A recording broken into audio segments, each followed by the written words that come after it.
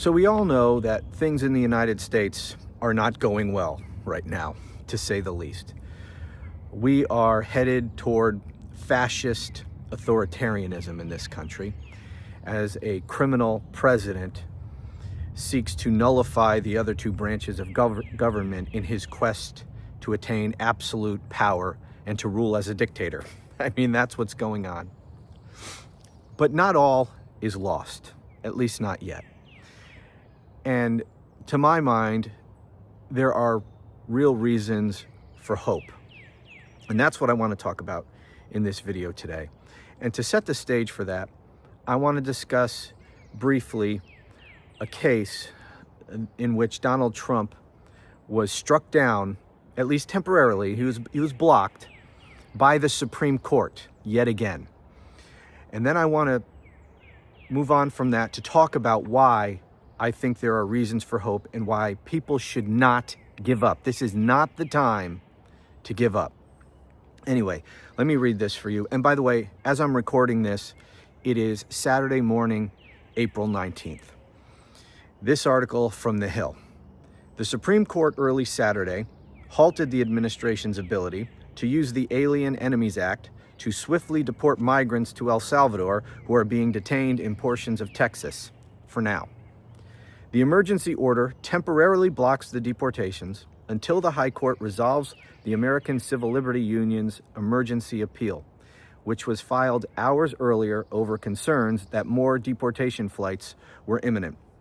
Quote, "The government is directed not to remove any member of the putative class of detainees from the United States until further order of this court." That is what the Supreme Court directed to the Trump regime early today. And this is, in this obvious ongoing battle with the Trump regime over their invocation of the Alien Enemies Act in order to kidnap and send these people, basically rendition these people to, for all intents and purposes, a concentration camp in El Salvador. These people are given no due process, no trial of any kind. They're not charged. They're not convicted of anything. They're just kidnapped off the streets of America and sent indefinitely to a prison camp in El Salvador. And by the way, the court has not ruled yet on the merits of whether or not Trump can legally invoke the Alien Enemies Act for this purpose. The point is, and I want to talk about this in the larger context of what I said, that not all is lost, at least not yet, and it doesn't have to be. This is something we can survive, we can persevere through, and emerge victorious over this fascist movement on the other side. But it's not going to be easy, and it may not be pretty. But there are reasons for hope. Now, first, with the Supreme Court. This is the second time on this issue alone that the Supreme Court has at least blocked, at least temporarily, something that Trump is wanting to do. Now, this is important because I've been telling you that the Supreme Court is going to rule against Donald Trump far more often than I think most people think will happen. Reading lots of the commentary, watching commentary, listening to people,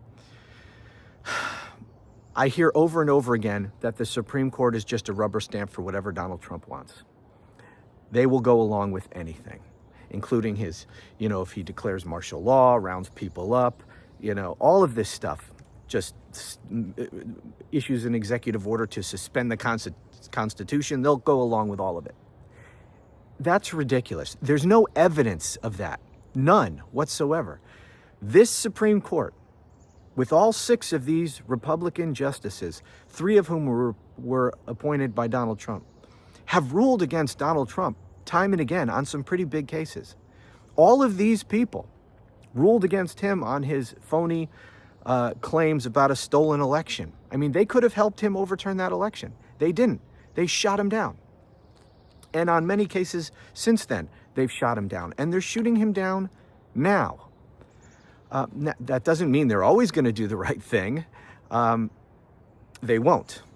I have a lot of criticism for this court. This is a horribly corrupted court in a lot of ways. There's financial corruption, and there's also just obvious political corruption.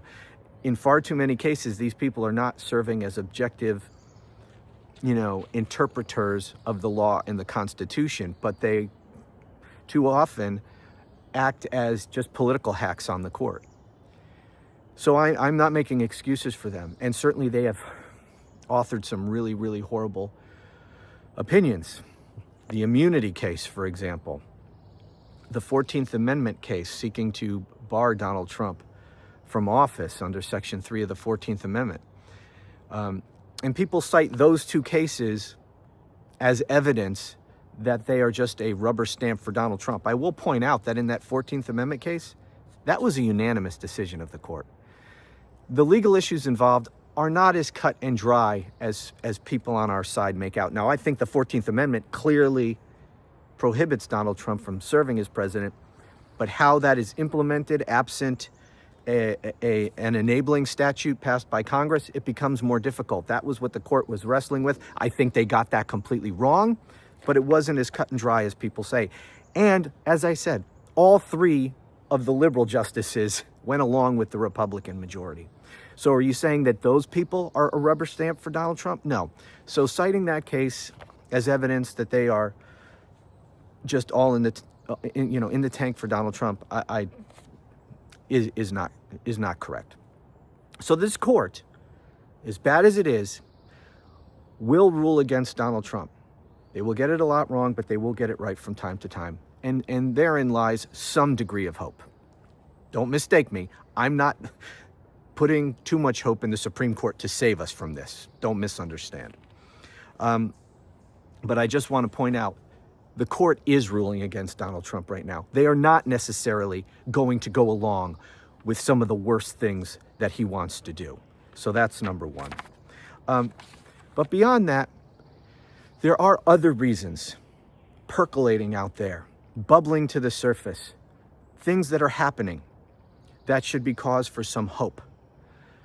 Not everything is going in Donald Trump's direction. People are beginning to wake up. There's going to be more mass protests today, which is a good thing. Keep in mind, Donald Trump is the most unpopular president at this point in his presidency of any president in history, at least as far as we've been taking polls on this. He barely won the election to begin with. Yes, his victory in the Electoral College was comfortable, but the popular vote, he won, but not with the majority, 49% of the vote, right? This was one of the smallest popular vote victories in history. This is not a popular person. He is not a popular president, and his support has been eroding because he's destroying everything. And I know a lot of people think that everyone who voted for him is part of the cult. It's not true. Many people, yes, are. They're unreachable, but they are not everyone. Not everyone who voted for him is in that camp, is a mindless drone who is part of his cult. A lot of people really did vote for him based on other reasons, different issues, primarily, most importantly, the economy, also immigration and other issues. And he is making a disaster of the economy. And so people are beginning to wake up, and there are signs of life out there. There are signs of opposition. And opposition from our side, the side who is already against Donald Trump and against this fascist movement, that's not enough. We need, it would be the best case scenario to have people on the right wake up, but we don't need Trump's cult to ever wake up. So don't dismiss our attempts to save this republic, to even impeach and remove him from office. Don't say that that's not possible because his cult will never abandon him. We don't need his cult to ever wake up.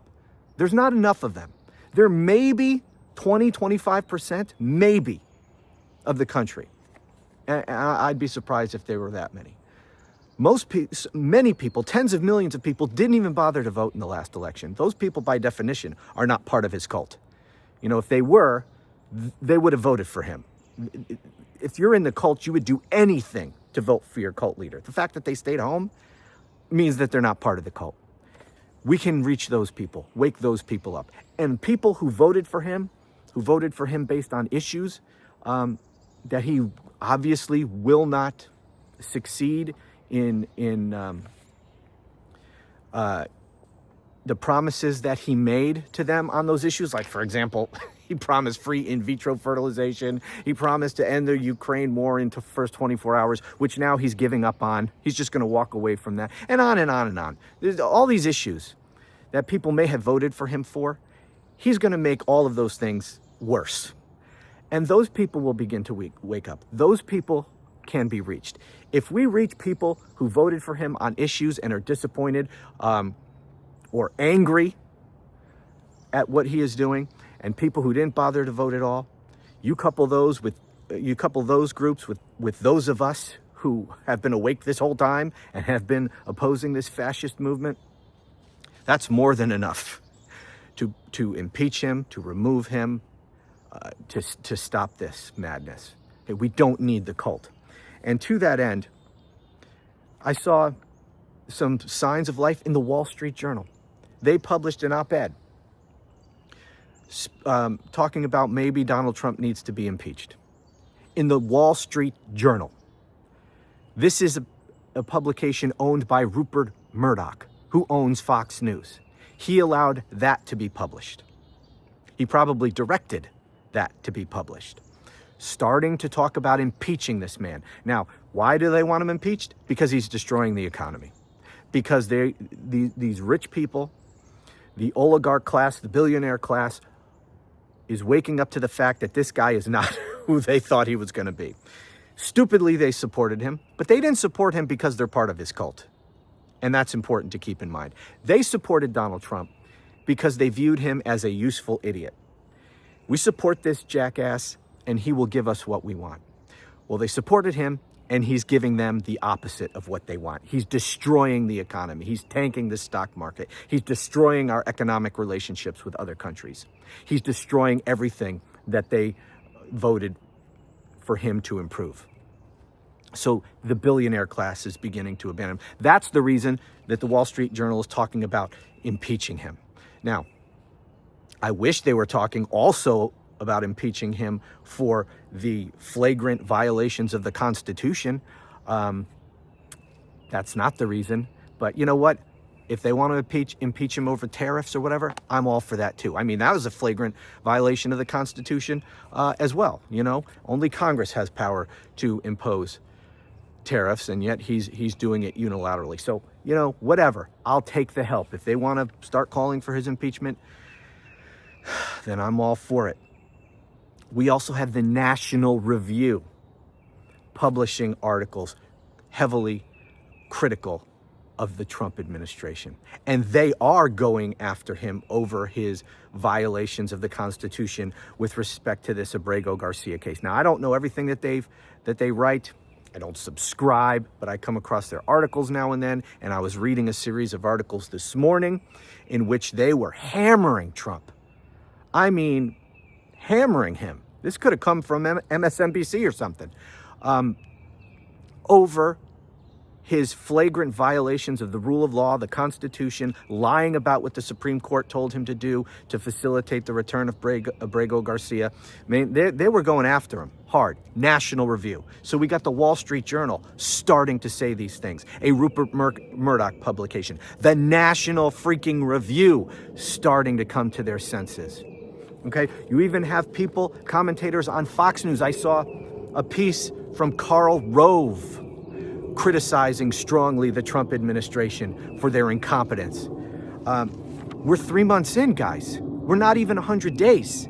The first 100 days, that's his honeymoon period. The reason why they say they put so much importance on the first 100 days of a new president's administration is because that's when they have their highest approval. They're in a honeymoon period. They usually can get whatever they want during that period. They have this mandate, and that's when they get the most of their agenda done in that first 100 days. What has Trump gotten through Congress? Nothing. Not a damn thing. Everything has been by executive order. Most of which have just been nothing more than, you know, dressed up social media posts that don't have any actual legal weight of any kind whatsoever. But even those things that that are actually doing things, they're executive orders. They could be overturned like that by the next president. You don't put these things into place by statute. They can be undone with the stroke of a pen. And he's accomplished nothing in his first 100 days through Congress. And that's not really going to change. In fact, I don't want to get caught off on that. So here's my points. Already going longer than I wanted to at this point. Uh-oh. Sorry, papers blew away. Here's the point. This is not the time to give up. There's things changing. His poll numbers are dropping like a stone. People are starting to wake up. And now is not the time to adopt the attitude of surrender and to give in to the doom and gloom predictions about our future, and that we are going to become a fascist dictatorship and that Trump will never leave office. All of these things that we worry about, which might happen. I'm not saying that they won't, but I'm saying is they don't have to. It's only going to happen if a whole lot of people go along. And the problem we've seen, and the reason for the pessimism, which I understand, is the fact that far too many people who should be standing up and opposing this, and many of whom have the power to oppose this, have not. Out of cowardice, they've laid down. We've seen law firms who don't have to give in to this, giving in. We've seen universities giving in. Of course, Congress has given in. But they can rise up and reclaim their power at any time. And I've said a million times, and I will continue to say it. Congress will rise up and oppose him and even impeach him and remove him, even potentially this Congress, if enough pressure is brought to bear. If members of Congress fear the people more than Trump, everything can change, even with this Congress. Now, I don't hold out much hope for that, but what I'm saying is that it's possible. And certainly we're going to have a new Congress in less than 2 years, and things could be completely different then as well. But do not give up. We're not even 100 days in. Let's not adopt a defeatist attitude. Look at all the things that are going in our direction. His polls in the toilet. Wall Street Journal waking up to a degree. I don't want to overblow it, but it's important nonetheless. National Review, these other places, other people starting to speak out. We should not give up. Tyranny need not be our future. It may be our future. And if it is, it will be because we gave up and we didn't stand up when we had a chance. And if that happens, a lot of people are going to live to regret their cowardice and their doom posting, because I see that so much. I don't know if it's for clicks or just people adopting the sky is falling, there's nothing we can do, it's all over. I'm just so sick of that attitude. Maybe that's where we end up, but we don't have to. So that's my message to you this Saturday morning. Don't give up. Don't quit. Don't adopt a defeatist attitude. There are reasons for hope. We don't have to give in to this. Trump doesn't have to win. He wins only if we let him. Thanks for watching. Talk to you again soon.